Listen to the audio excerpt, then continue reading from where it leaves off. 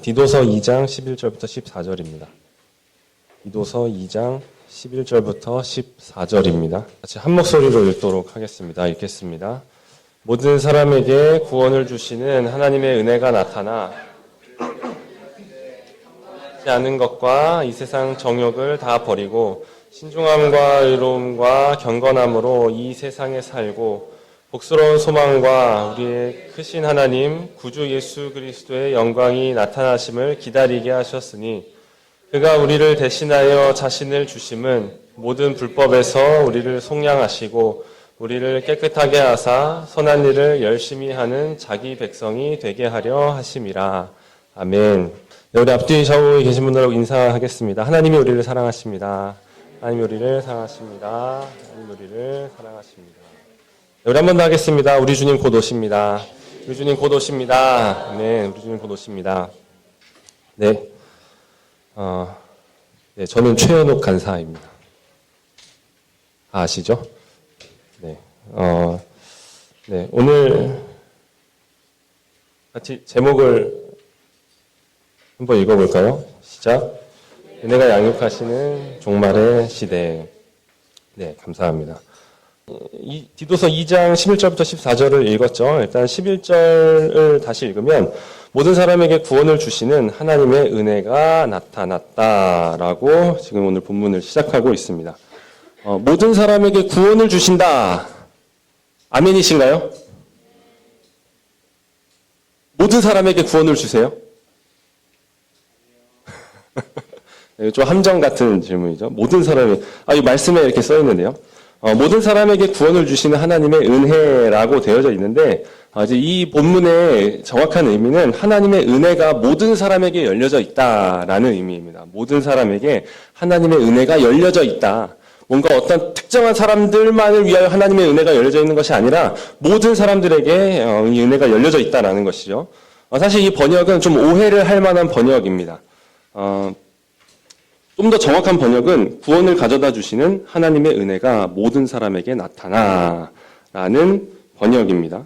그래서 모든 민족, 모든 성별, 모든 계층의 사람들에게 주 예수 그리스도의 그 구원의 은혜가 나타났다, 이 복음이 나타났다라는 것이죠. 이 이야기는, 이 내용을 사실 이 고대 사회를 생각해 보면 그 고대 사회 사람들은 충격적인 이야기입니다. 센세이션한 메시지였다라는 것이죠. 왜냐하면 뭔가 좋은 소식은 특정한 사람들만을 위한 것이어야 하는 거예요. 계층이 있는 거예요. 신분이 있고 뭔가 저 사람들은 거룩하고 여기는 속되고 여기는 부정하고 여기는 정하고 하는 것들이 다 나눠져 있는 시대 가운데 유대인만을 위한 복음이 아닌 겁니다. 남자만을 위한 복음도 아닌 거예요. 특정 계층, 종교적 직분이나 왕족이나 귀족 계급만을 위한 복음이 아니라 누구든지 와라. 아무 조건이 없다. 라고 하면서 구원하시는 하나님의 은혜가 모든 사람에게 나타났다라고 지금 말하고 있는 것이죠. 굉장히 놀라운 이야기고 우리는 여기에 감격을 해야 됩니다. 우리는 이 조건 없는 은혜로 우리는 구원을 얻었기 때문인 것이죠. 하나님께서 조건을 따지셨으면 여러분의 신분을 따졌다라고 해보세요. 구원받을 사람이 아무도 없습니다. 뭔가 자격을 따지면 아무도 구원받을 자격이 없는 것이죠. 우리는 그저 은혜로 받아들여진 것입니다. 아멘이시죠? 아멘입니다. 그 은혜를 말하는 것입니다.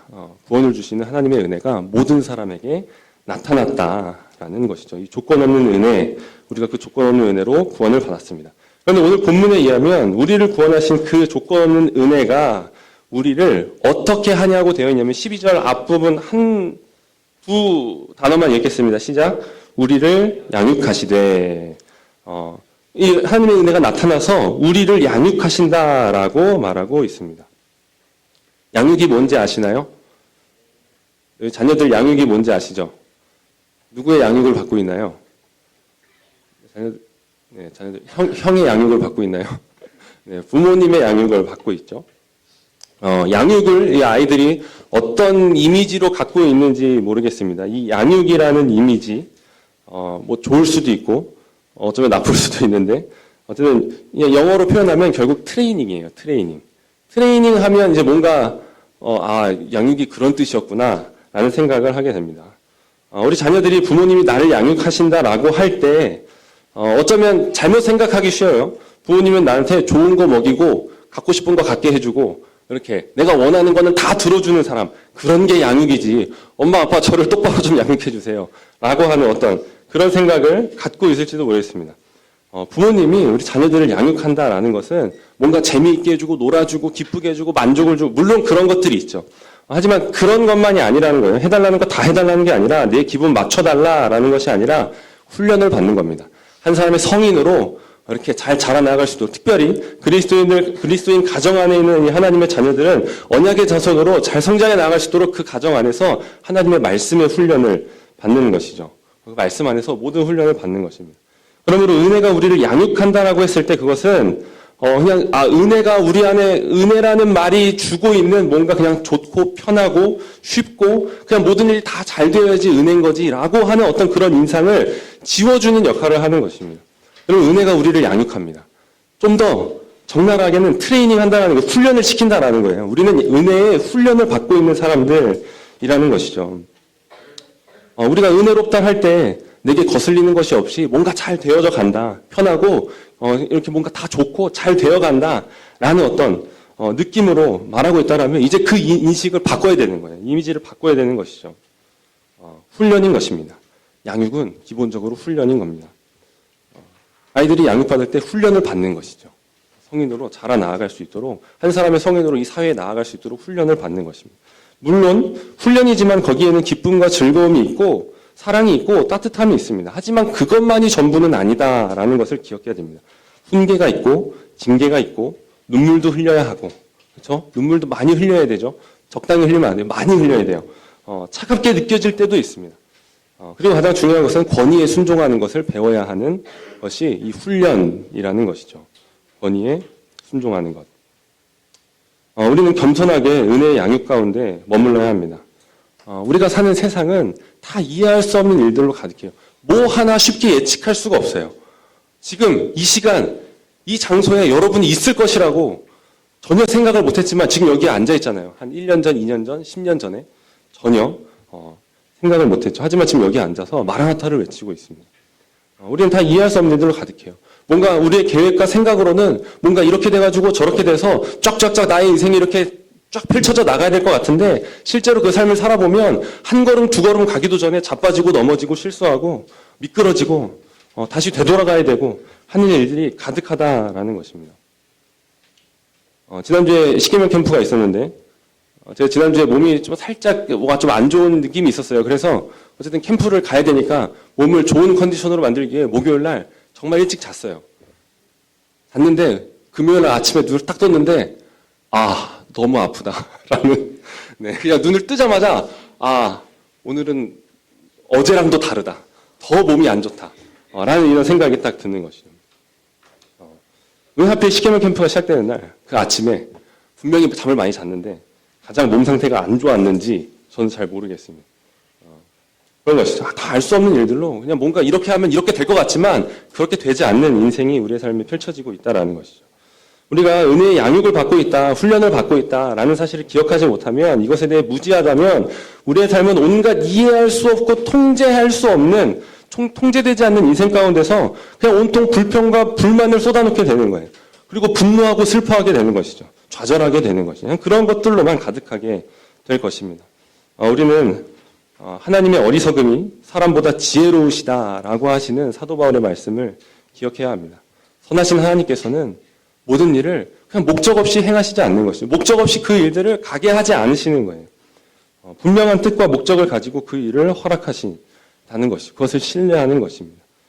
불평과 불만으로 왜 이렇게 되는 거야 도대체 라고 할 것이 아니라, 그렇게 되어진 일 가운데서 하나님께서 원하시는 것이 무엇인가, 내가 지금 여기서 훈련받아야 할 것이 무엇인가, 내가 무엇을 배워야 하는가, 인 것을 생각해야 하는 것이죠. 그래서 이 은혜가 양육을 하신다라는 거예요. 우리를 양육하고 훈련시킨다라는 것이죠. 그러면 이 은혜가 양육하시는 이 양육의 목적은 무엇인가? 두 가지를 사도 바울이 말하고 있습니다. 12절, 13절에 우리를 양육하시되 경건하지 않은 것과 이 세상 정욕을 다 버리고 신중함과 의로움과 경건함으로 이 세상에 살고 라는 것에서 거룩을 말하고 있고, 13절에서는 기다림을 말하고 있습니다. 그래서 거룩과 기다림 두 가지를 말하고 있다라는 것이죠. 첫 번째는 거룩입니다. 12절에 경건하지 않은 것과 이 세상 정욕을 버리는 것. 은혜가 우리를 양육하시는 첫 번째 목적은 거룩입니다. 경건하지 않은 것, 이 세상 정욕을 버리는 것이죠. 그것을 훈련시키고 있는 이 시즌이 이 지금 우리가 살고 있는 인생이라는 것입니다. 세상 사람들이 착각을 하고 있죠.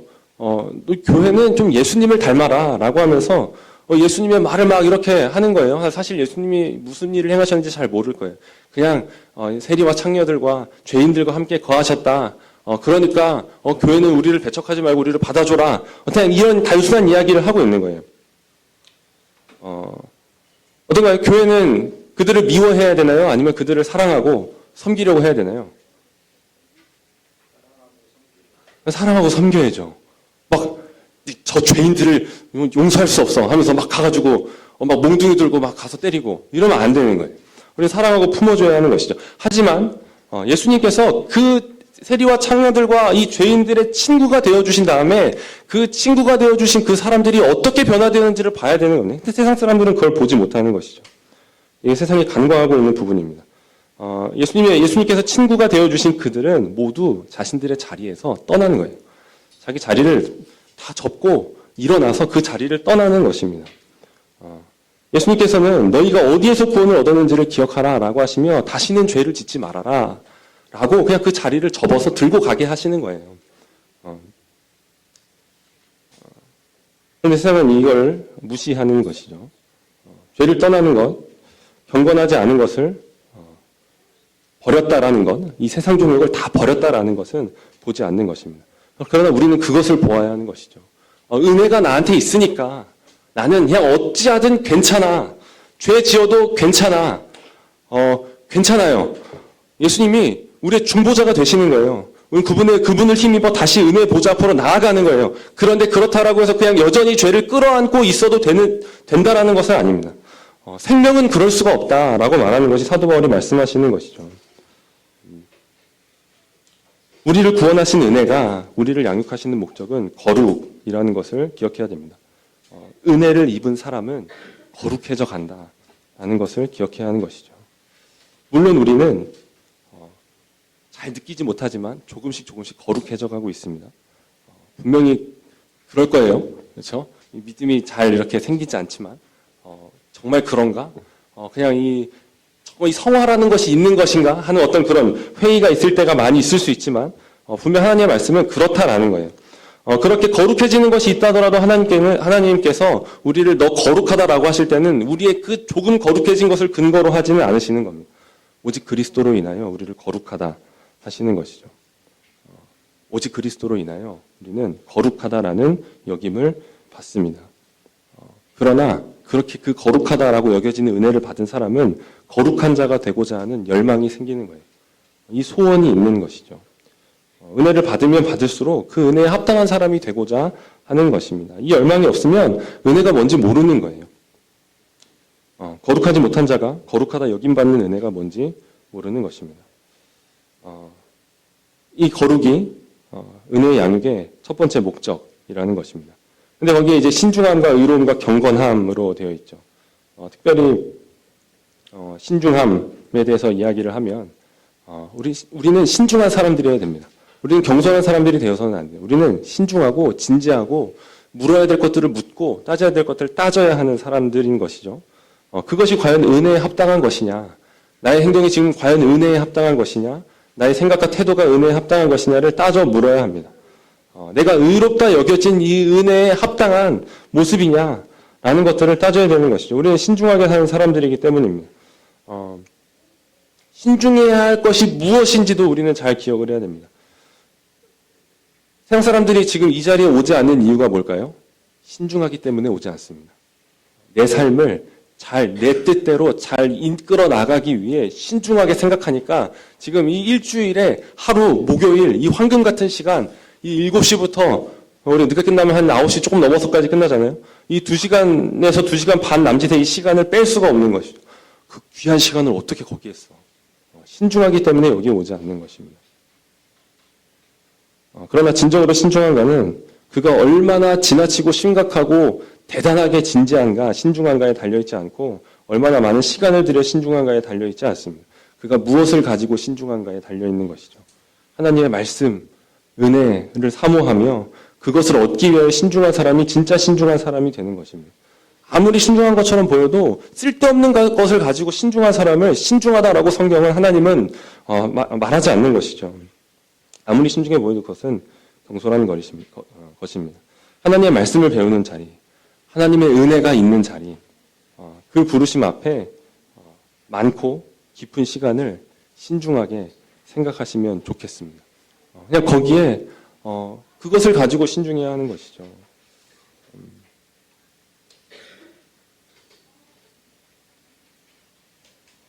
14절을 보시면 하나님께서 이 은혜의 양육을 통해서 우리에게 바라시는 모습이 한 번 더 이렇게 나타나 있는데 나중에 보겠지만 미리 읽으면 그 하반절입니다. 하반절 읽겠습니다. 시작. 선한 일을 열심히 하는 자기 백성이 되게 하려 하심이라. 네. 이 은혜의 목적이 거룩인데 이 거룩은 또한 나타나는 거예요. 여기 12절에서도 마지막에 보면 이 세상에 살고라고 되어 있습니다. 그냥 거룩은 그냥 우리 안에만 머물러 있는 거룩이 아니라 그 거룩을 가지고 이 세상을 사는 것이죠. 이것들이 나타나야 된다라는 것이죠. 선한 백성, 선한 일을 열심히 하는 뭔가 그냥 선해가 아니라 선한 일을 열심히 하는 백성이 되게 하려 하십니다라는 것이 목적인 것이죠. 우리는 이런 삶을 살아야 합니다. 하나님의 성품을 닮은 백성, 하나님의 법에 순종하여 거룩하고 선한 일을 많이 열심으로 하는 백성들이 되어야 하는 것이죠. 물론 완전하게 이 땅에서 살아낼 수는 없을 것입니다. 우리는 여전히 실패하고 넘어질 것입니다. 그러나 주께서 우리의 삶을 붙들고 계신 것이죠. 완전한 그날에 우리를 완전하게 세우실 것입니다. 이 소망이 있는 자는 지금 여기서 하나님의 백성으로 거룩하게 살고자 하는 것입니다. 하다가 넘어져도, 하려다가 넘어져도, 계획하다가 다 실패가 돼도 괜찮은 겁니다. 그리스도께서 다 이루셨기 때문인 것이죠. 다시 주님의 이름을 부르고 우리를 포기하지 않으시는 주님의 그 일으키신 가운데 다시 나가는 것입니다. 다시 선한 일을 하면 되는 것이죠. 이 은혜의 양육의 두 번째는 기다림입니다. 13절 같이 읽겠습니다. 시작. 복스러운 소망과 우리의 크신 하나님 구주 예수 그리스도의 영광이 나타나심을 기다리게 하셨으니. 아멘. 복스러운 소망. 복스러운 소망. 좋은 느낌이죠. 복스럽다. 복스러운 소망. 이 복스러운 소망은 다른 것을 말하지 않습니다. 바로 뒤에 있는 것을 말하는 겁니다. 예수님의 다시 오심, 예수님의 재림을 말하는 것이죠. 이렇게 말하는 것과 같습니다. 복스러운 소망, 곧 우리의 크신 하나님 구주 예수 그리스도의 영광이 나타나심을 기다리게 하셨으니.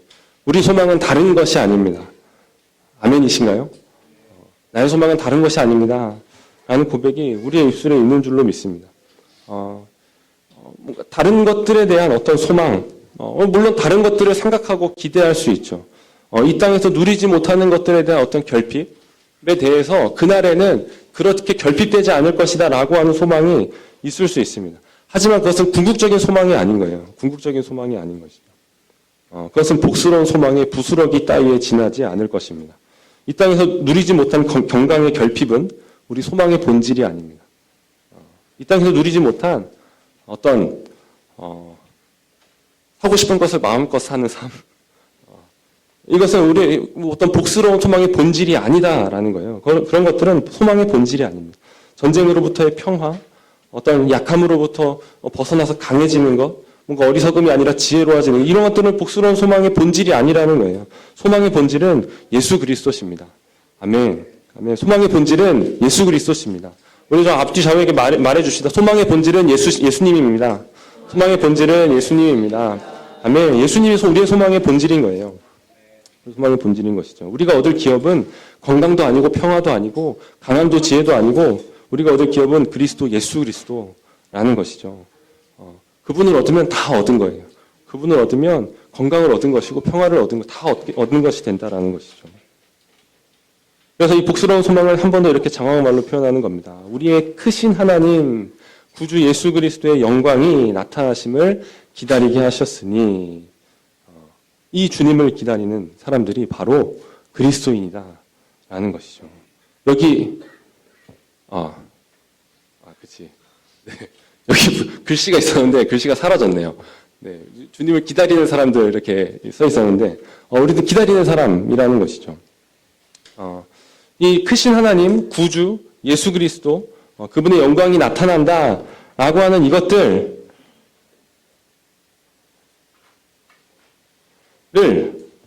짧게 이야기를 하면 이 짧은 이 한 구절에 사실 예수님을 향해 갖고 있는 모든 이단적인 사상들에 대한 반박이 담겨 있습니다.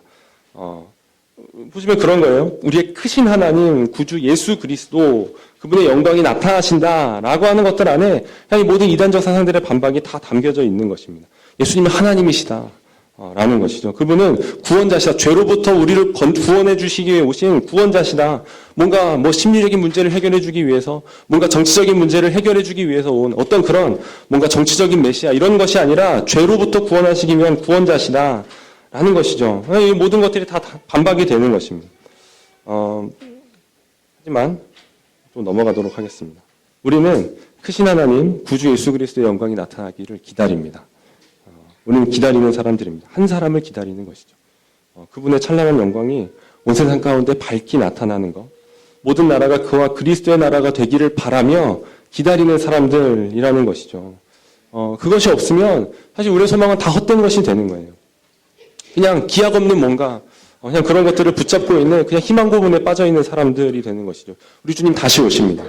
확실한 거예요. 우리 주님 다시 오십니다. 그래서 지금 여기서 드려지는 예배가 헛되지 않고 아까운 시간이 아닌 거예요. 정말 의미 있고 값진 시간이 되는 것이죠. 아멘입니다. 우리는 종말을 살아가고 있습니다. 종말을 살아가고 있습니다. 마지막 시대를 살아가고 있죠. 우리 주님을 기다리는 이 시대는 종말의 시대입니다. 예수님께서 이 땅에 오실 때 종말이 시작이 된 거예요. 종말이 시작이 된 것이죠. 우리가 종말을 살아가고 있다라는 것 때문에 우리는 반드시 은혜의 양육을 받아야만 합니다. 종말이 어떤 때인가? 사실 이 구약에서 계속 이렇게 기다리고 고대해 오던 메시아가 오신 시대가 이 신약의 시대인 것이죠. 오래도록 기다리고 기다렸던 그분이 마침내 오셨습니다. 번제할 어린 양이 어디 있습니까? 라는 이 구약의 외침에 마침내 그 어린 양께서 오신 거예요. 여호와의 은혜의 해와 신원의 날을 가져오실 그 여호와의 메시아께서 언제 오시는 겁니까? 라고 기다리던 그 메시아께서 오신 거예요. 종말이 임했다라는 거예요. 여호와의 날은 종말의 날입니다. 종말의 날이 임한 거예요. 그런데 그분이 오셨는데 그분이 오셨는데 메시아께서 분명히 오신 게 맞는데 뭐지? 라고 세례 요한조차도 예수님께 나가 물어보는 것이죠. 가서 오실 그이가 당신입니까? 라고 물어봐라.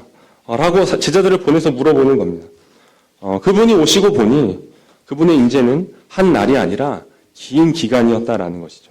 그분의 초림과 그분의 재림, 처음 오심과 다시 오심으로 지금 이 종말이 이루어지고 있다라는 것이 예수님이 오시고 나서 밝혀지게 되는 것입니다.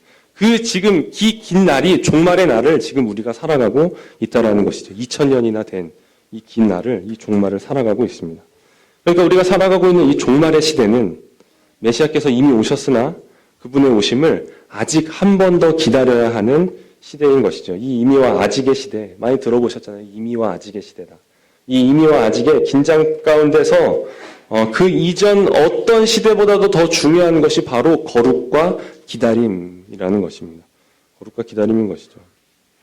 그래서 하나님께서는 이 마지막 때, 이 종말의 날을 은혜로 양육받아야 하는 은혜의 때이다라는 것을 선언하시기를 주저하지 않으셨습니다.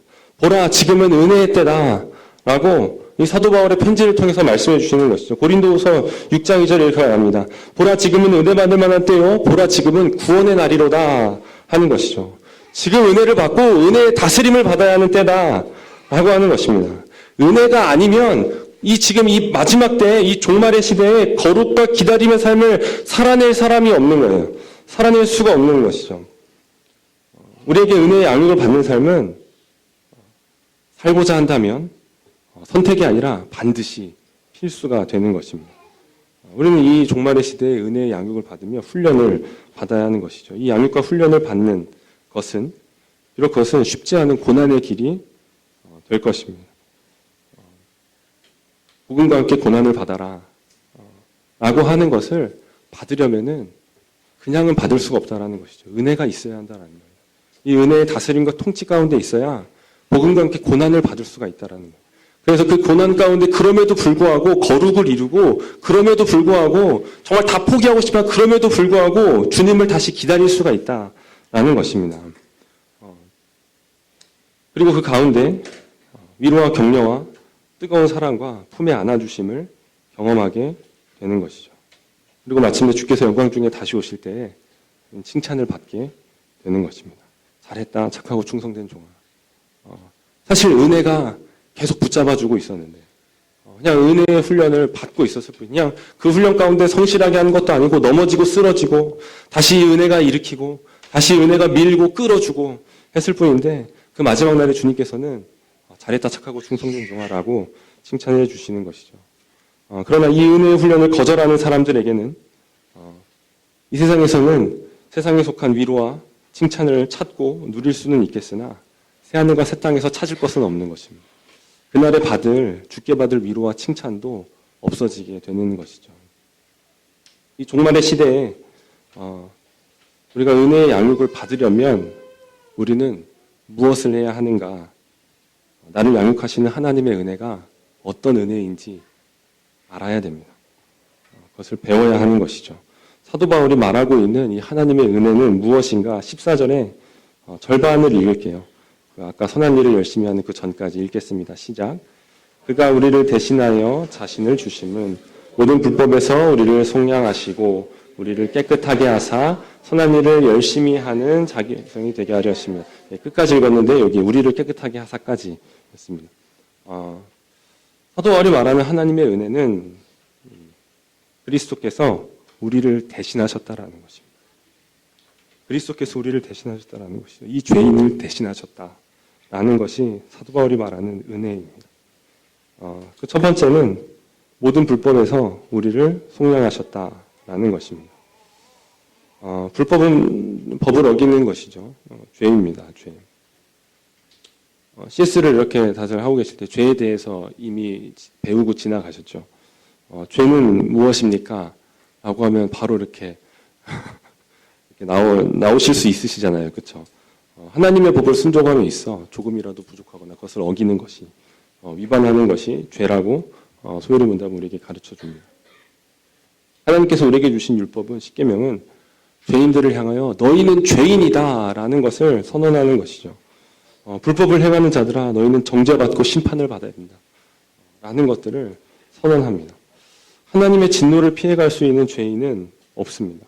이 세상에서는 다 공의가 실종된 것처럼 보여서 뭔가 이 재판정 안에서도 공의가 사라져서 뭔가 벌을 받아야 될 사람들이 벌을 받지 않고 억울하게 벌을 받는 사람들이 막 이렇게 빈번하게 많이 일어납니다. 그러나 하나님의 심판대에서는 그런 일은 없는 거예요.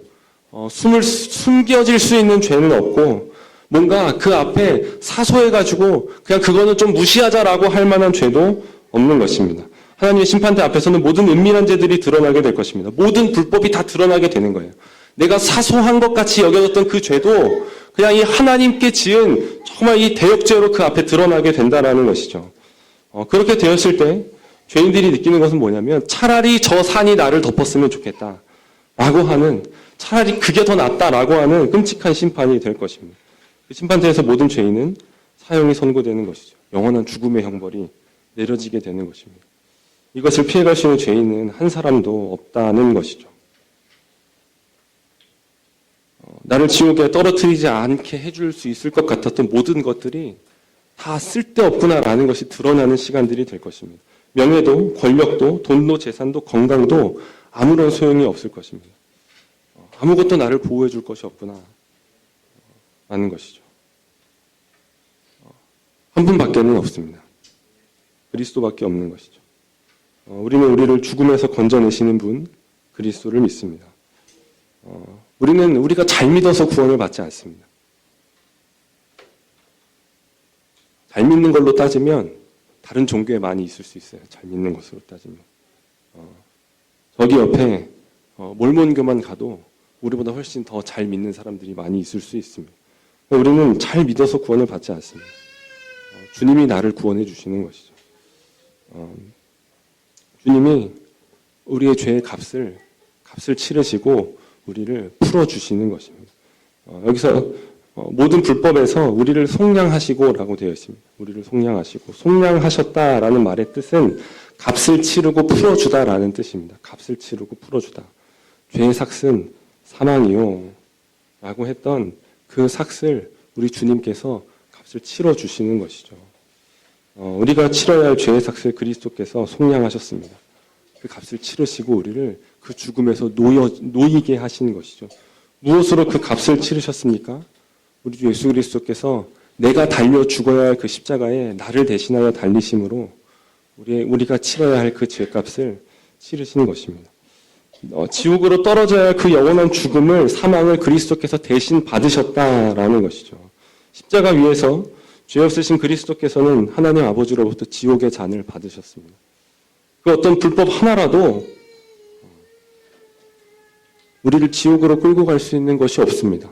왜냐하면 예수님께서 모든 진노의 잔을, 모든 이 불법에 대한 이 죄의 삭스로 그 진노의 잔을 한 방울도 남김없이 받으셨기 때문인 것이죠. 어떤 불법 하나도, 나에게 있는 그 어떤 불법 하나도 나를 지옥으로 끌고 들어갈 수 있는 게 없다라는 것을 우리는 기억해야 됩니다. 주님이 나의 모든 죄에 대한 죄값을 치르셨다. 나를 완전히 자유케 하셨다. 그냥 뭔가 99.9% 자유케 하고 0.1은 너가 해봐라가 아니라 그냥 완전히 자유롭게 하셨다라는 것을 우리는 그것을 바라보고 믿어야 하는 것이죠. 예수님은 자신을 믿는 자들을 위하여 그 잔을 다 마시셨습니다. 다 마시신 것이죠. 지옥에 우리를 위한 자리는 없습니다. 우리 믿음으로 이 고백을 할 수 있습니다. 감히 그 이야기를 할 수 있는 것이죠. 지옥에 우리를 위한 자리는 없다는 것입니다. 그리스도께서 또 무엇을 대신하셨습니까? 우리 대신하신 은혜의 두 번째는 우리를 깨끗하게 하셨다라는 것입니다. 지난주에 이제 금토 십계명 캠프를 갔다 오셨습니다. 율법이라는 거울 앞에 선 우리들의 모습은 어떤 모습입니까? 깨끗했나요? 아니면 더러웠나요?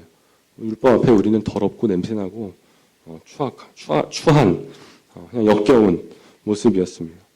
율법의 요구 전체는커녕 율법 하나의 한 계명에 그 안에 속한 아주 지극히 작은 요구 하나조차도 제대로 살아내지 못하고 있는, 그러지 않으셨나요? 이렇게 그 계명들에 대한 문답을 읽는데, 이게 다 이렇게 속한 것이고 그냥 이 작은 것 하나조차도 난 제대로 지켜낼 수 있는 것이 없구나 라는 것들을 보는 것이죠. 우리가 정말 진실되게 율법 앞에 서면 우리는 항상 우리의 더러운 얼굴을 보는 거죠. 더러운 얼굴을 보게 되는 거죠. 우리는 더럽습니다. 그러나 그리스도께서 이 땅에 오셔서 우리를 대신하셨습니다. 우리를 깨끗하게 하셨다라는 건 우리는 하나도 제대로 순종하지 못하나 그리스도께서 완전히 순종하셨다라는 것이죠. 우리가 순종해야 할 그 순종을 주께서 순종하셨다라는 것입니다. 예수님은 율법의 모든 요구를 이루셨습니다. 아멘. 우리는 율법에 따라 깨끗하다라는 선언을 절대로 얻을 수 없지만 오직 더럽다라고 하는 정죄, 영원한 죽음이라고 하는 심판밖에 얻을 것이 없지만 예수님은 율법의 모든 요구를 성취하시고 깨끗함과 의를 얻으시고 자신을 믿는 자들에게 그 일을 나누어 주시는 거예요. 그냥 나누어 주시는 것이죠. 누구든지 와라. 나를 믿기만 해라. 그러면 그 의를 주시는 것입니다. 그리스도의 의가 우리의 의가 되는 것이죠.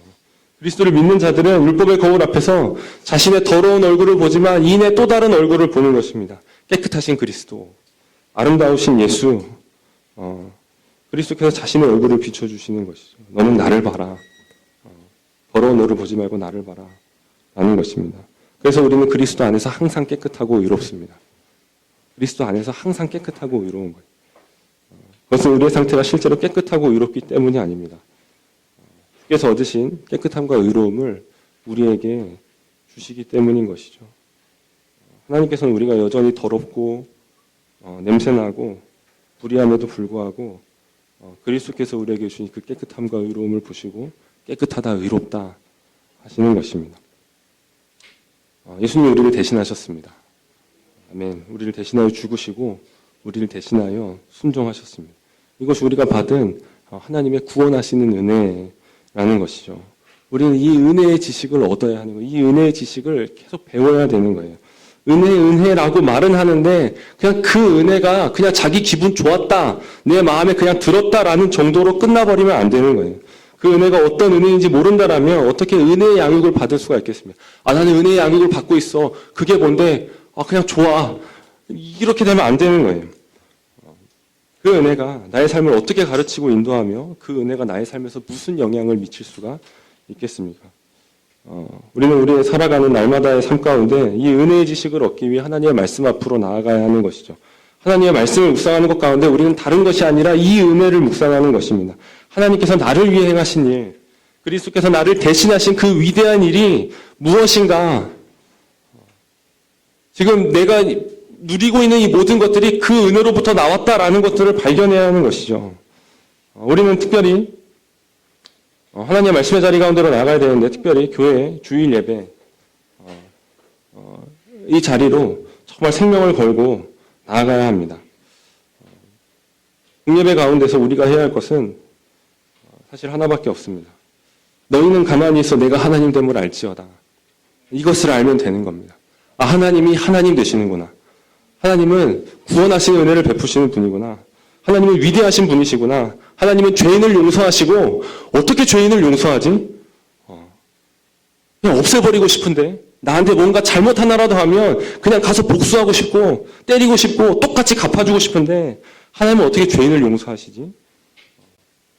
그 하나님을 발견하고 찬양하는 것이죠. 하나님께서 행하신 일을 목격하는 것입니다. 자신이 행한 일을 보고 기뻐하는 것이 아니라 이 구원에 대하여, 이 은혜에 대하여 아무것도 한 것이 없이 가만히 있었던 자신을 구원하신 하나님을 보는 것입니다. 그냥 가만히 있었던 자신을 구원하신 그 하나님을 보고 감격하는 것이죠. 우리 마라나타 워십도 마찬가지입니다. 그런 자리가 되어야 합니다. 이 목요일 저녁까지 나와서 이 삶의 한 부분을 떼어 하나님께 드리고 있는 헌신하는 나를 자랑하고 기뻐하는 것이 아니라 가만히 있었던 나를 구원하신 하나님의 하나님 되심을 보는 것이죠. 그런 자리, 그런 마라나타 워십이 되기를 소원합니다. 아멘. 또 CS와 같은 하나님의 말씀을 배우는 자리에 우리는 부지런히 우리의 삶을 드려야 됩니다. 그래도 CS 주간이라 평소보다 많이 오신 것 같습니다. 네, 감사하고, CS는 특별히 우리의 구원을 위하여 하나님과 그리스도께서, 성령께서 행하시는 일이 무엇인지를 정말 깊이 있게 배울 수 있는 시간과 기회인 것이죠. 한 번 들으신 분은 거의 별로 없어요. 그렇죠? 잘하고 계십니다. 2번 듣고, 3번 듣고, 또 한 타임 쉬었다가 또 듣고, 네, 이렇게. 그래서 계속, CS가 주님 계속 열려야 됩니다. 이렇게 또 안 들을 때 또 계속 기도하시고, 내가 내년에 들을 건데, 그때까지 계속 열려야 됩니다. 이렇게, 죽을 때까지 들어야 되는데, 죽을 때까지 열리게 해주세요. 이렇게 기도하고, 해야 하는 것이죠. 모든 교리는, 다 이 그리스도께서 우리를 위해 행하신, 구원하시는 하나님의 은혜를 더 깊이 잘 알기 위한 것들이라고 해도 과언이 아니라고 생각합니다. 그냥 그리스도를 아는 것이죠. 그냥 그것을 위하여 이 모든 교리들이 있는 것입니다. 그리스도의 십자가와 부활로 연결되지 않는 교리가 무슨 의미가 있겠습니까? 우리는 이 은혜의 지식을 얻고 그 안에 잠겨 있어야 합니다. 자녀가 부모의 양육을 잘 받으려면 어떻게 해야 됩니까? 부모의 양육을 잘 받으려면 가장 기초적인 거, 부모의 양육을 받아야 돼요. 잘 받아야 돼. 가장 기초적인 거. 떨어져 있으면 안 됩니다.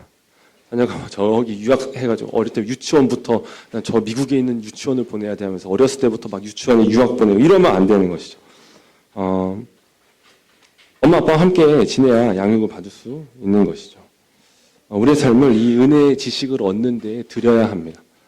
이 은혜를 배우는데 가까이 가셔야 되는 거예요. 이 은혜에 계속 이 은혜를 배우는 데 붙어 있고 계속 그 자리로 나아가고 그래서 배우고 깨닫고 알아야 되는 것이죠. 은혜 양육이 없으면 얼마나 삶이 비참한지 모릅니다. 모든 것이 다 원망투성이가 되는 거예요. 원망투성이. 모든 것이 다 불평과 불만이 되는 것이죠. 자기 뜻대로 되어지는 것이 하나 없는 이 세상 속에서 진정한 만족이 되고 진정한 기쁨과 즐거움을 찾을 수가 없는 것입니다.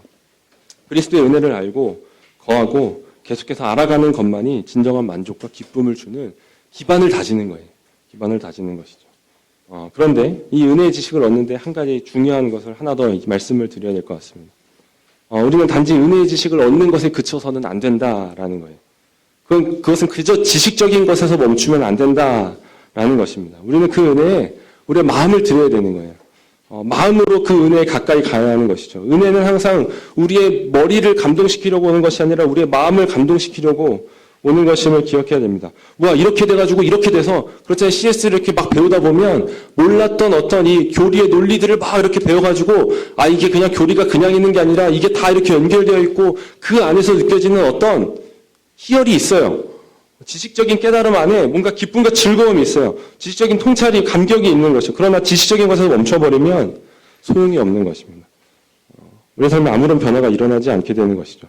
어려운 일이 있을 때, 고난 가운데 들어가게 되었을 때, 재난이나 전쟁을 당하게 되었을 때, 은혜 가운데 있었던 것 같았던, 그냥 이 많은 지식 가운데 둘러싸여져 은혜 가운데 있었던 것 같은 우리는 너무나도 쉽게 은혜의 자리를 박차고 일어나는 것들을 경험하게 될 것입니다. 왜냐하면 마음이 은혜에 있지 않았기 때문인 것입니다. 주변에 그런 사람들이 생각보다 되게 많다라는 걸 알아요. 많이 배워서 많이 알고 있어요. 그런데 그 삶은 하나님과 상관이 없어요. 이미 떠나버린 것이죠. 우리는 주께서 우리에게 주시는 은혜에 머리만이 아니라 마음까지 드려야 됩니다.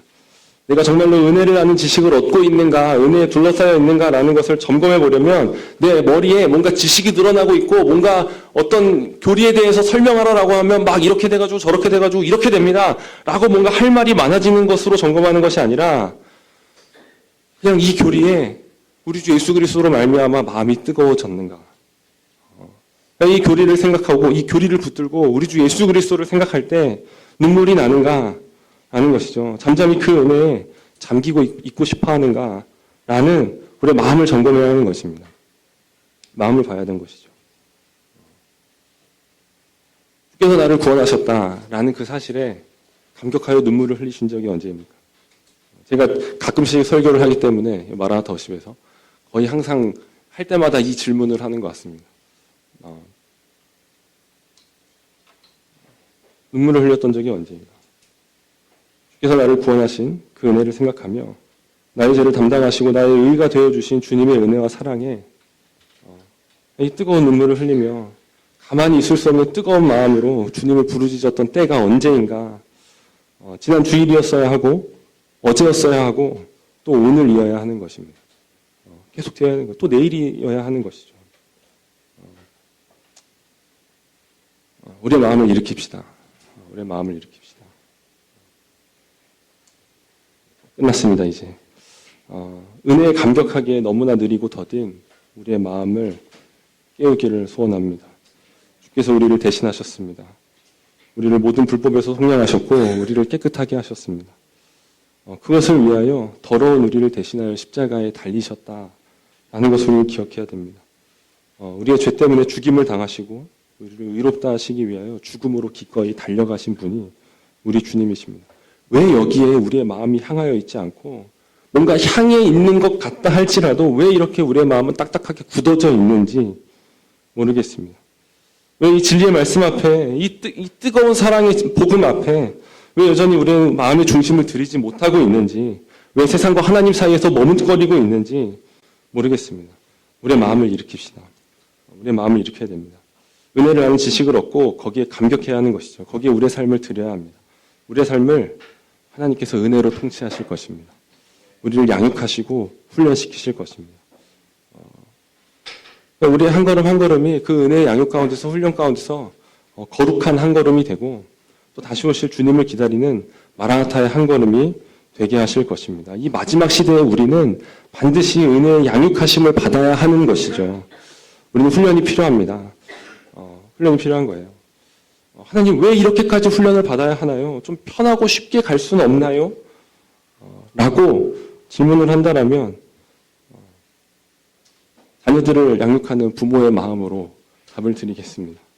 양육받는 자녀는 그거 왜 해야 돼요? 이렇게 하면 안 돼요? 좀 쉽게 가면 안 돼요? 이렇게 말할 수 있죠. 자녀들은 다 이해할 수가 없습니다. 그러나 부모님은 아는 것이죠. 그것이 자녀에게 반드시 필요한 시간이고 그래서 그 시간 자체를 피하게 해줄 수는 없지만 그 시간들을 잘 견디고 극복하고 나아가기 위해서 부모님은 최선을 다해 노력하는 것이죠. 나름 최선을 다해 노력하는 것입니다.